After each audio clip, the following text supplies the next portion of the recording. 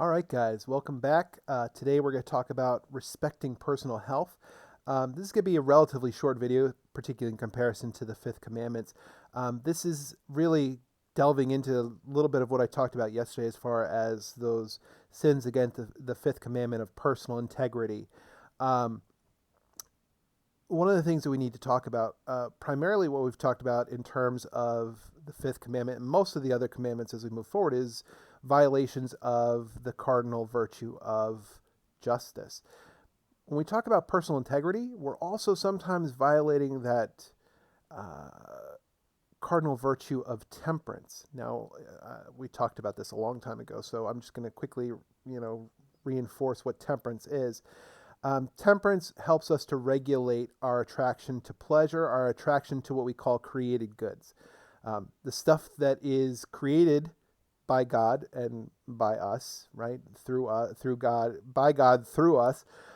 Those things that are not necessarily things that build up relationship with God and neighbor, or can become obstacles to building up relationship with God and neighbor.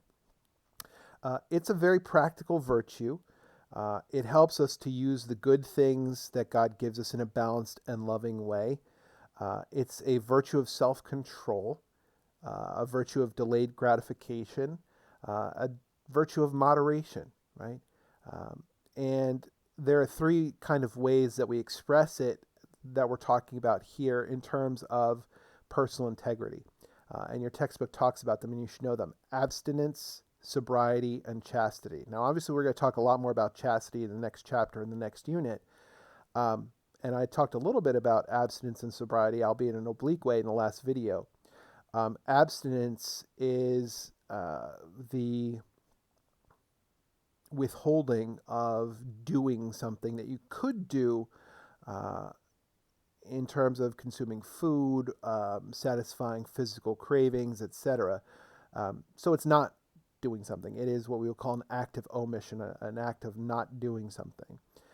And what it does, by practicing abstinence, it helps us to put a brake on our desires to do those things that we don't necessarily need to do. Or there are things that we could do, but practicing abstinence helps us to build up um, the virtue of temperance and helps us to moderate our attraction to those cravings in the future. So, for example, as Catholics, traditionally throughout the entirety of our history, we practice abstinence on Fridays in terms of the consumption of meat. It is still something that we can do. We are not necessarily morally obligated to do so, although it is a great practice to get into. Um, it is helpful to resist temptations to other things by putting into practice in something that you have control over, right? Sobriety, right, helps to discipline our use of alcohol and illicit drugs that we should never use anyway. And then we have chastity. Chastity helps us to control our sexual drive in a way that is compatible with our state in life. And we talked about this in our unit on marriage and holy orders. Chastity, when we talk about the good use of the gift of our sexuality, and we'll talk a lot more about this again in the next chapter. It's simply we're acting in a way that's appropriate to our state in life as far as the use of the gift of sex. And in terms of state of life, there's only one of the states of life where it's appropriate for the people that are in it to have sex, and that is marriage, and that is between a husband and wife, or wife and husband, depending on your kind of way of answering the question. At the end of the day, when we look at temperance, it helps us to bolster our will, right? Temperance is a virtue that helps us develop the good use of our freedom, right? When we talk about free will, it helps develop the will into what it should be. It helps us to keep our instincts and natural desires within the limits of justice, within the limits of what is right and honorable and virtuous and good. So the continued development of your virtue of temperance is helpful, right? Just like all the other virtues. And these are ones that we can work on by ourselves. Again, when we talk about the cardinal virtues, we're talking about justice, we're talking about temperance, we're talking about prudence, And we're talking about, who remembers? I'm waiting. Oh yeah, I don't get responses in this. So again, temperance, prudence, justice, fortitude, right? Fortitude. All of them are able to work together to help you become the best version of yourself that you can be. Please make a point to read pages 207, The Morality of Teen Drinking. And for sure, take a look at the page 208 and the two different inserts on those pages. They're both helpful kind of tools to help you take a look at your own life and how well you're practicing those virtues that we talked about. And yes, abstinence, sobriety, and chastity are sub-virtues of temperance. Let's take a quick look at question number, the two questions for this one. First one asks us about temperance. Define the virtue of temperance. What three virtues are related to it? Literally just went over them. Temperance regulates our attraction to pleasure and helps us to use God's created goods in a balanced way. Temperance is related to the virtues of abstinence, sobriety, and chastity. And the second question,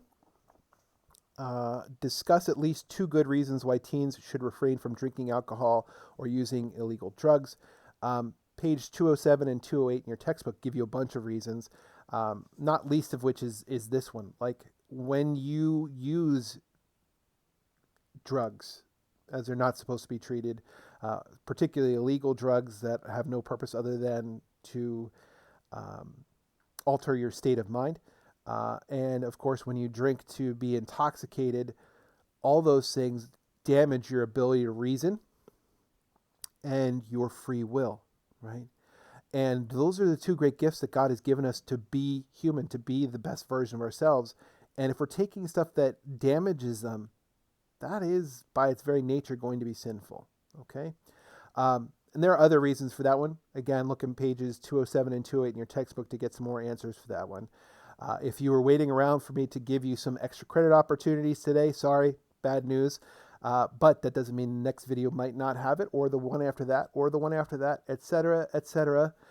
It is going to be a sporadic thing, but one thing you can do to help yourself to make sure you might be the first person to answer, follow, right? Subscribe, hit a like, not because that's going to help you get extra credit, but it's going to make me feel good about myself in terms of doing these videos. And comment below, whether there's obviously no opportunity for extra credit, but if you want to say the good, the bad, or what you would have me do different, it's very helpful to me in making these videos. I will see you guys today in class, because I'm recording this before I see you. For next week, we're not going to have any Zoom classes. We might have one, we'll see.